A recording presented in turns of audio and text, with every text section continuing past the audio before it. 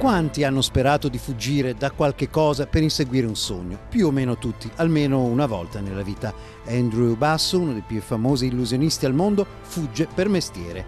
È un escapologist, proprio come Houdini. Gira ai teatri del mondo con enorme successo, con i suoi numeri, tra catene e vasche piene d'acqua, a volte rischiando la sua stessa vita.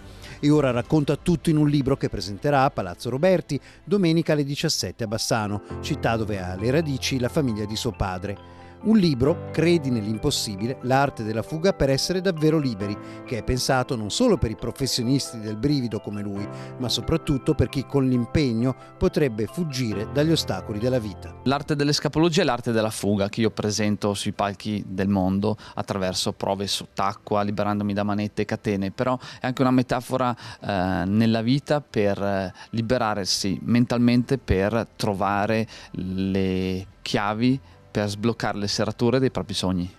Quindi chi viene a incontrarti lo fa non tanto per carpire segreti di magia che tanto non dirai mai, ma più che altro una specie di metodo, una specie di fiamma che tu puoi dare agli altri? Sì, spero attraverso la mia storia di poter passare alle altre persone la mia storia e far loro capire come anche un sogno molto improbabile come il mio, quello di un bambino di Borgo Valsugana, con un grande sogno di girare il mondo facendo l'illusionista, e in realtà qualsiasi cosa è possibile.